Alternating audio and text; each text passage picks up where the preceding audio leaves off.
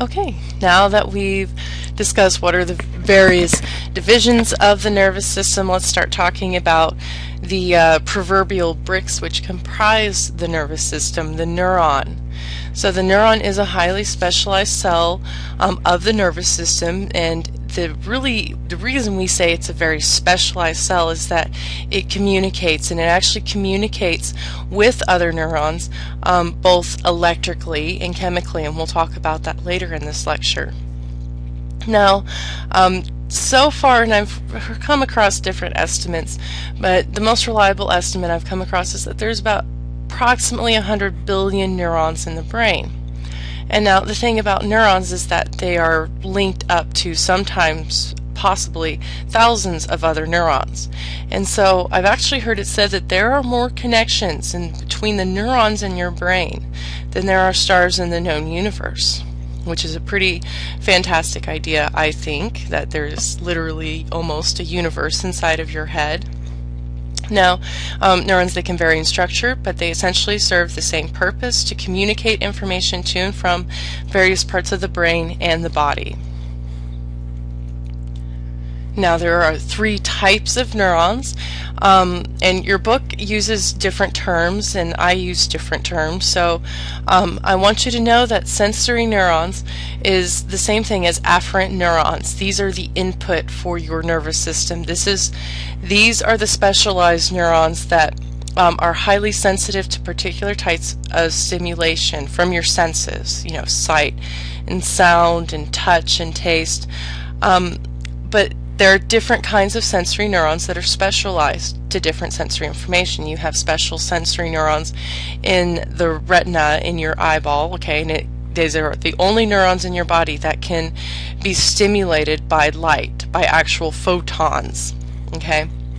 And it actually takes this stimulation and turns this into a form of communication that the brain can understand, because your brain can't understand photons.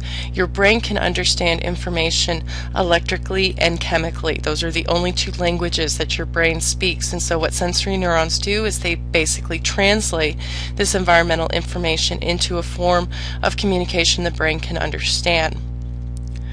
Now, motor neurons, these are the output. These are the signals that the brain sends out to various muscles and glands throughout your body, so your body can respond and react to the environment. And then finally, a third type of neuron, interneurons. These are neurons that are connecting. Most of the neurons in the human nervous system are actually interneurons, and what actually that even means is that the neuron, the entire cell of that neuron, is located inside one structure. And so, for example, your brain is comprised almost entirely of interneurons. Okay, so those are the three types of neurons.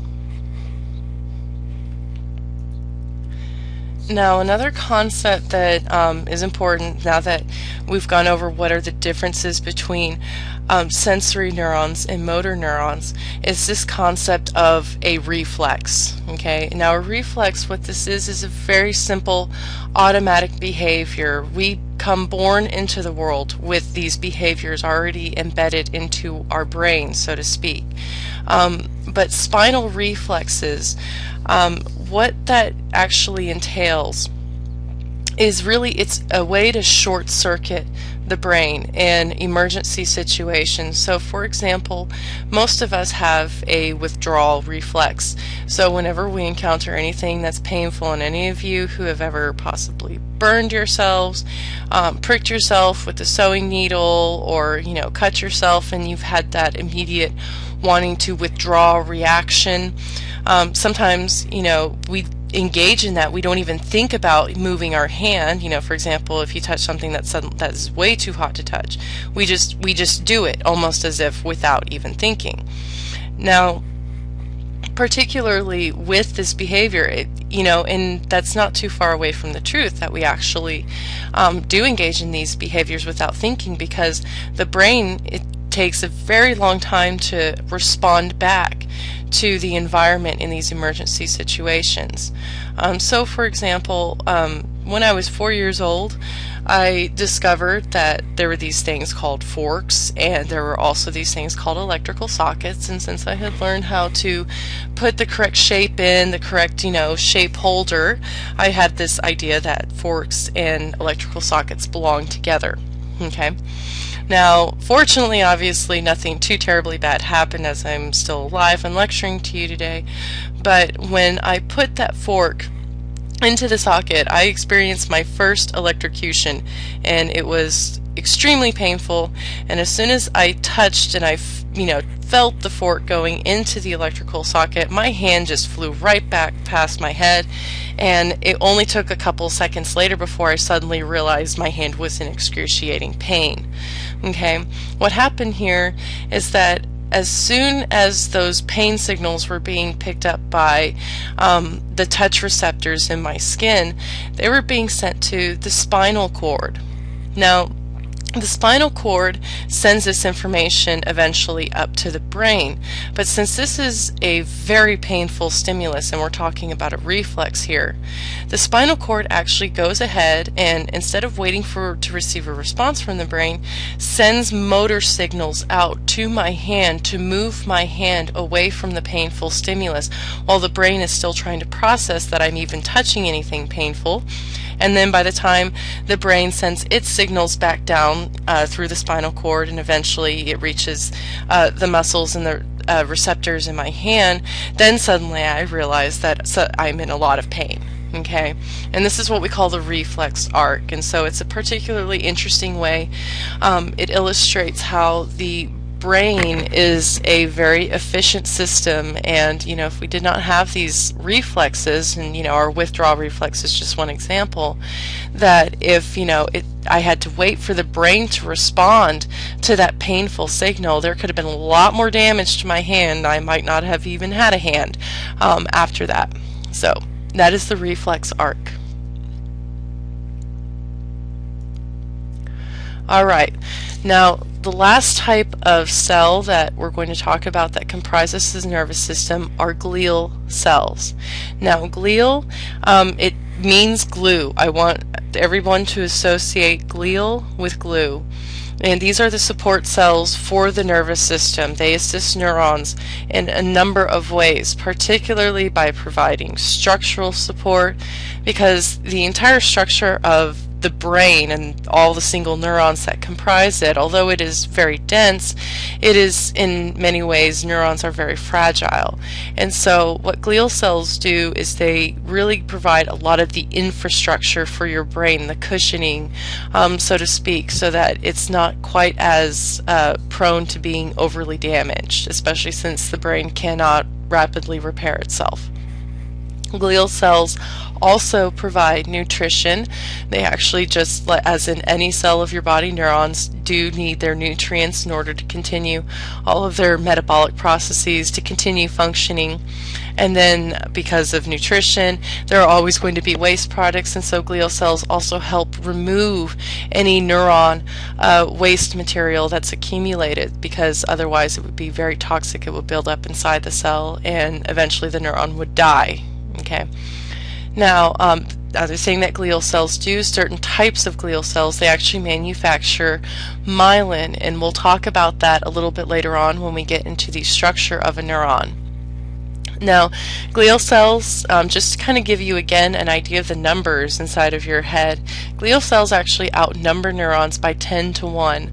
So for every single neuron that you have, there are approximately 10 glial cells for that neuron. Okay, so now we're talking about trillions and trillions of connections in the brain.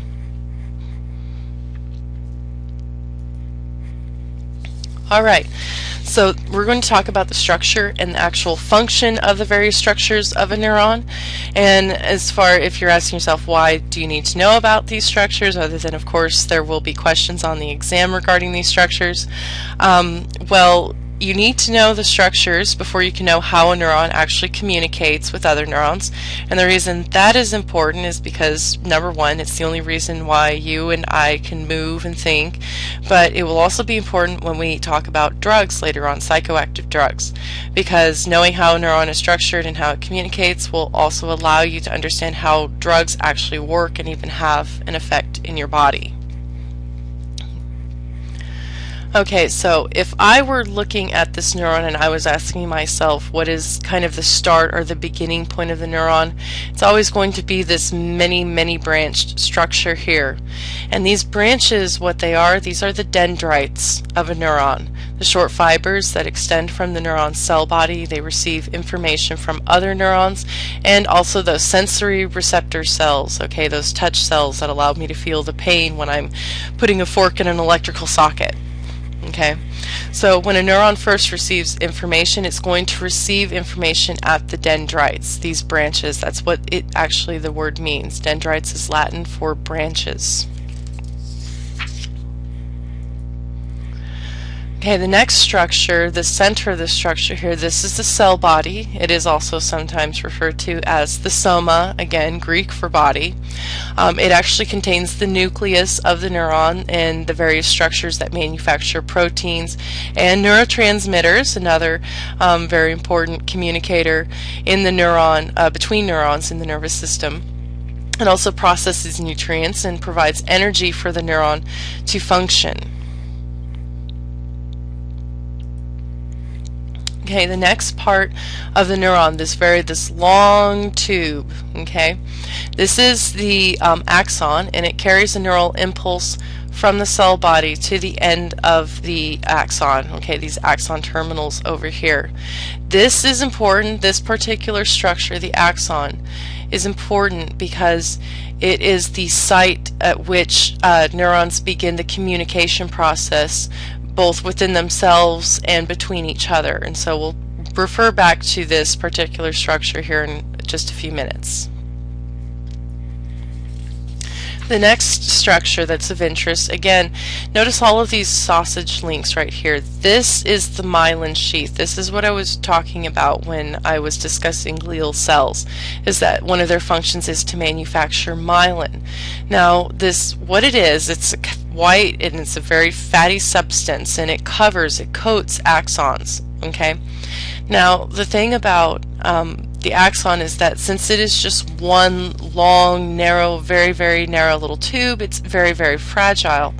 And the other thing too is that since it is the site at which action potentials, or these electrical impulses, the communication process, this is where it starts, is one of the things that's important in this communication process is that those signals are very well insulated, that they travel specifically along the axon, that they don't suddenly jump the axon and go into another neuron and disrupt the communication process, okay?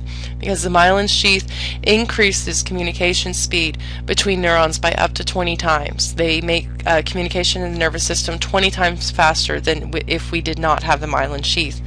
And if anybody knows what multiple sclerosis is, MS, it's an autoimmune disease that causes degeneration of the myelin sheath in large patches. There are a number of motor disturbances and problems that can arise with this disorder.